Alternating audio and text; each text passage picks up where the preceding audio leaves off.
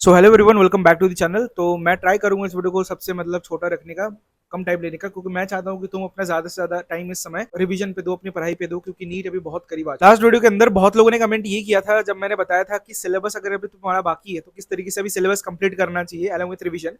उसमें बहुत लोगों ने ये कमेंट किया था कि भैया हमारा सिलेबस तो कंप्लीट हो चुका है, बट इतना बड़ा सिलेबस है, उसको रिवाइज कैसे करें। तो आज मैं वही डिस्कस करने वाला हूँ। तो hello everyone, my name is Ayan, I am second year MBBS student at AIIMS Kalyani and मैंने अपना नीट 2024 में क्लियर किया था। सबसे बड़ी गलती जो सबसे ज्यादा स्टूडेंट्स करते हैं वो है रैंडमली पढ़ाई करना।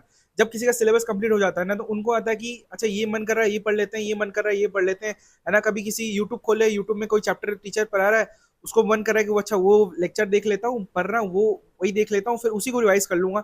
एंड इस तरीके से क्या होता है, तुम अपने पूरे टाइम को वेस्ट कर देते हो। सबसे पहली चीज, अभी कोई भी रैंडम स्टडी तुम्हारी नहीं चलेगी, और तुम ये भी नहीं कर सकते, ये भी अफोर्ड नहीं कर सकते कि पूरा का पूरा बुक को तुम रिवाइज कर पाओगे, पूरे के पूरे नोट्स को रिवाइज कर पाओगे। क्योंकि तुम्हें एक चीज हमेशा अपने दिमाग में रखना है कि मेरे पास 79 चैप्टर्स है एंड 30 डेज से भी कम टाइम बचा हुआ है। तो इट्स नॉट इवन पॉसिबल कि अगर तुम दो दो चैप्टर्स भी पर डे करोगे तो तुम पूरे के पूरे सिलेबस को कंप्लीट कर पाओगे। एंड सिर्फ तुम्हारा रिवीजन करना ही टारगेट नहीं है, तुम्हें रिवीजन भी करना है, क्वेश्चन प्रैक्टिस भी करना है, मॉक टेस्ट भी देने, उनके एनालिसिस भी करना है। तो सारे काम करना पड़ेगा अलॉन्ग विद रिवीजन। ये भी नहीं कर सकते कि सारा का सारा तुम रिवाइज करोगे। ओके, तो इन सभी चीजों से क्या होता है, पहली चीज तो टाइम वेस्ट होता है, और दूसरी चीज कोई रिटेंशन नहीं बन पाता। तो मैं रिवीजन करने के लिए जो सिस्टम फॉलो करता था, मैं वो बताता हूँ। मैंने इस पूरे सिस्टम को 3 स्टेप्स में डिवाइड किया हुआ था। पहला स्टेप तो अपने पूरे सिलेबस को ना मैंने 3 पार्ट में डिवाइड किया हुआ था, स्ट्रॉन्ग, मीडियम और वीक। इसमें देखो, ये जो स्ट्रॉन्ग, मीडियम और वीक है ना, ये सबके लिए अलग अलग हो। जैसे मेरे लिए अलग था, हो सकता तुम्हारे लिए अलग हो, किसी एक्सवाइजेड बंदे के लिए उसके लिए भी अलग हो सकता है। जैसे स्ट्रॉन्ग वाले चैप्टर, जैसे मुझे पता था, मैं फिजिक्स के एग्जांपल लेके बताता हूँ। फिजिक्स के अंदर मुझे पता था कि यार मैकेनिक्स का जो पोर्शन है वो मेरा स्ट्रॉन्ग है, अगर वहां से क्वेश्चन आता है तो मैं डेफिनेटली 90% चांस है कि वो कर लूंगा। लेकिन वहीं पे वीक पोर्शन, जैसे कि मेरा ऑप्टिक्स वाला जो पोर्शन था, वहां पे कई सारे क्वेश्चन गलत होते थे। तो अब इससे फायदा क्या होने वाला है, देखो इससे क्या होने वाला है कि तुम जो तुम्हारे स्ट्रॉन्ग चैप्टर्स है ना, उस पर तुम कम टाइम दोगे रिवीजन का, और जो तुम्हारे वीक चैप्टर्स है ना, उस पर ज्यादा टाइम दोगे। मतलब बिल्कुल इनवर्सली प्रोपोर्शनल होने वाला है। जितना ज्यादा स्ट्रॉन्ग चैप्टर तुम्हें, उतना कम टाइम उस पर देना है, और ज्यादा से ज्यादा टाइम तुम्हें उन चैप्टर्स पे देना है जो तुम्हारा वीक है। मेन सवाल ये आता है कि भैया पता कैसे करे कि कौन से चैप्टर वीक है मेरे, कौन से चैप्टर मेरे स्ट्रॉन्ग है। तो वो मैं वीडियो में आगे बताने वाला हूँ, तो वीडियो को एंड तक जरूर देखें। स्टेप 2 जो कि मैं रिवीजन के लिए करता था, वो था एक्टिव रिवीजन। राइट, ये एक्टिव रिवीजन क्या बला है, अब बहुत लोगों के मन में ये सवाल आ रहा हो, तो सुनो ध्यान से। जो हम लोग करते हैं ना, जो मैक्सिमम 90% ऑफ स्टूडेंट्स करते हैं ना, वो है पैसिव रिवीजन। मतलब वो किसी एक नोट्स को खोल लिए और उसके पेज पलटे जा रहे हैं और पढ़ रहे हैं कि अच्छा रीडिंग मार रहे हैं कि अच्छा ये चीज है, ये चीज है, ये चीज है चैप्टर के अंदर। बट ये क्या होता है, इससे तुम अपने ब्रेन को इन्वॉल्व नहीं कर रहे, बस तुम आंखों से देखे जा रहे हो कि अच्छा भाई ये चीज है, ये लिखा हुआ है।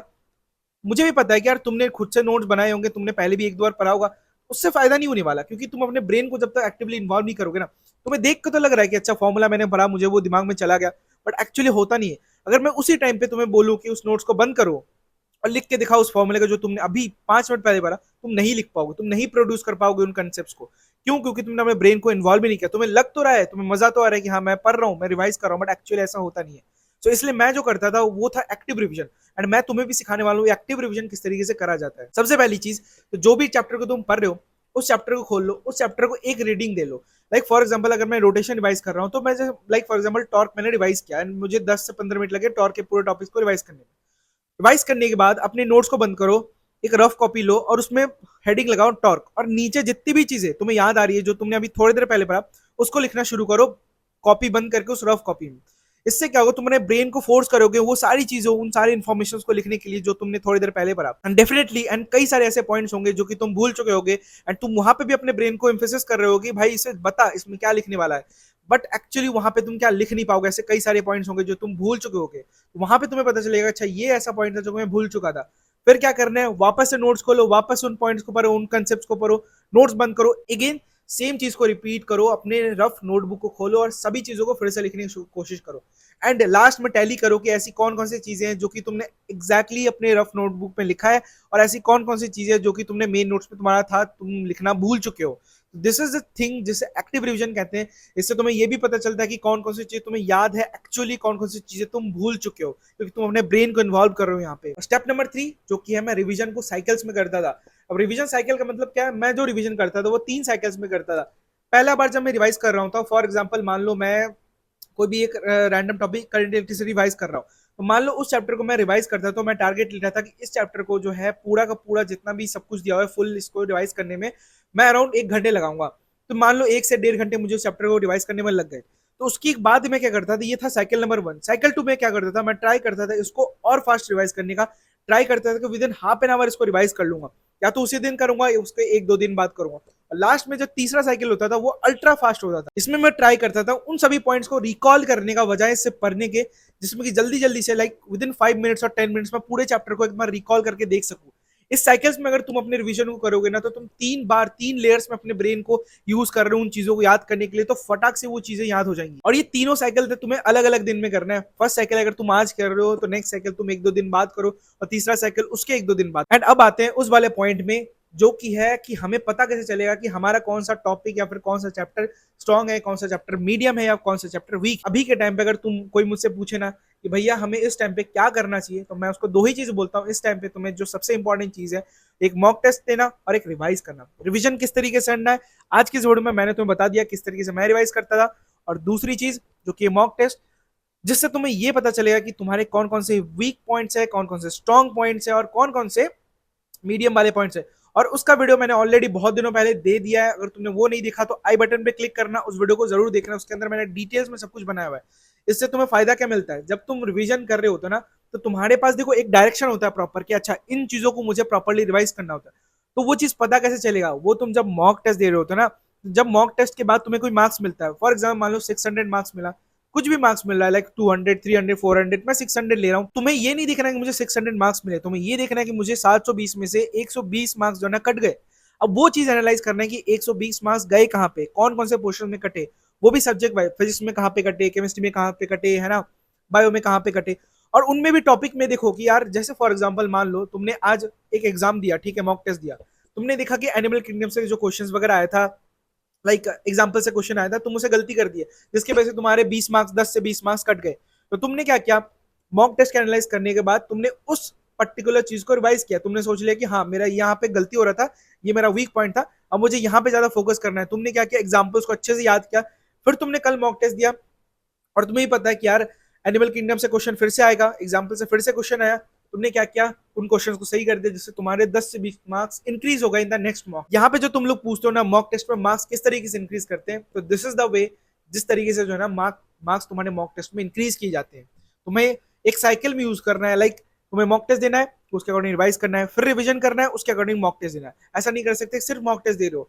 बहुत लोग ये गलती करते हैं, सिर्फ मॉक टेस्ट दिए जा रहे हैं, डेली मॉक टेस्ट दे रहे हैं, हो क्या रहा है, जो 300 मार्क्स आ रहे थे वही 300 से 350, 350 से 300, ऐसी मतलब पेंडुलम जैसा जगल कर रहा है, मार्क्स बढ़ नहीं रहा। क्यों नहीं बढ़ रहा, क्योंकि तुम मॉक टेस्ट ही दी जा रहे हो, एनालाइज करके उसको प्रॉपर्ली रिवाइज नहीं कर रहे, अपने गलतियों को, अपने मिस्टेक्स को इंप्रूव ही नहीं कर रहे। और वहां पे कुछ स्टूडेंट्स ऐसे होते हैं जो सिर्फ रिवाइज कर रहे हैं, लेकिन सिर्फ रिवाइज करने से भी मार्क्स नहीं बढ़ता, क्योंकि तुम्हें पता ही नहीं है तुम्हारी गलतियां क्या है, तुम्हारे वीक पॉइंट्स है। ये तुम्हें तो लग रहा है कि मेरा सारा ही स्ट्रॉन्ग पॉइंट है, सारा ही वीक पॉइंट है, बट ऐसा एक्चुअली होता नहीं है। तुम्हें मॉक टेस्ट बताने वाला है, तुम्हें मॉक टेस्ट एक्चुअली डायरेक्शन देने वाला है, और तुम्हें एग्जीक्यूट कैसे करोगे, रिविजन के थ्रू। तो दिस इज द वीडियो जहां पे मैंने आपको प्रॉपर्ली बताया किस तरीके से हो जाए ना रिविजन करते हैं। और मैं अगर अपना रिविजन का शेड्यूल बताऊं तो देखो, मैंने जैसे बताया था, मैं अल्टरनेट डे पे तुम्हारे टेस्ट वगैरह दिया करता था, कि एक दिन छोड़ के टेस्ट देता था। जैसे आज टेस्ट दिया तो कल रिवाइज करूंगा, उसके बाद वाले दिन फिर से टेस्ट दूंगा, उसके बाद वाले दिन फिर से क्या करूंगा, रिवीजन करूंगा। तो जैसे मान लो फॉर एग्जांपल आज मैं टेस्ट देके आया, तो आज टेस्ट देके एनालिसिस वगैरह करके मैंने छोड़ दिया। अगर थोड़ा बहुत टाइम मिला तो रिवीजन कर लेता था जो छोटे मोटे पॉइंट्स थे, लेकिन जो मेरे दूसरा मैंने कल वाला दिन होगा उसमें मैं रिवीजन करता। उसमें क्या करता था, मैं सुबह उठकर सबसे पहले तो बायो के एनसीईआरटी को अच्छे से पढ़ता था, मैं बायो के लिए और कुछ नहीं रिवीजन करता था। फिर दोपहर को फिजिक्स और केमिस्ट्री के मैं जो है ट्राई करता था, जो शॉर्ट नोट्स मैंने बनाए हुए थे, शॉर्ट नोट्स कुछ चैप्टर के मेरे पास नहीं थे तो मैं उनको मेन नोट से ही करता था, जल्दीबाजी में जल्दी से सारे पॉइंट्स या फॉर्मूलेस को देख लेता था। और रात को बैठ के जो है ना मैं ट्राई करता था पीवाईक्यूज को सॉल्व करने का, या फिर जो मैंने मॉड्यूल्स या फिर डीपीपीस के अंदर जो क्वेश्चंस पहले गलत किए हुए थे उनको सॉल्व करने का। तो ये एक सिंपल सा था। अगर ट्राई करोगे कि तुम 6 से 8 घंटे भी रिवीजन कर रहे हो ना, तो इट्स मोर देन इनफ, ठीक है। उसके बाद वाला टाइम जो है तुम्हें टेस्ट के एनालिसिस पे देना है, तुम्हें टेस्ट देने पे देना है, ठीक है। तो 6 से 8 घंटे का स्टडी अगर तुम कर रहे हो, 6 से 8 घंटे का प्रॉपर अगर तुम रिवीजन कर रहे हो, it's more than enough. In the end of the video मैं बस एक ही चीज कहना चाहूंगा, देखो सिलेबस बहुत लोगों का कंप्लीट होता है, लेकिन सिलेक्शन सबका नहीं होता। क्यों नहीं होता, क्योंकि सिलेबस कंप्लीट करना is not equal to selection.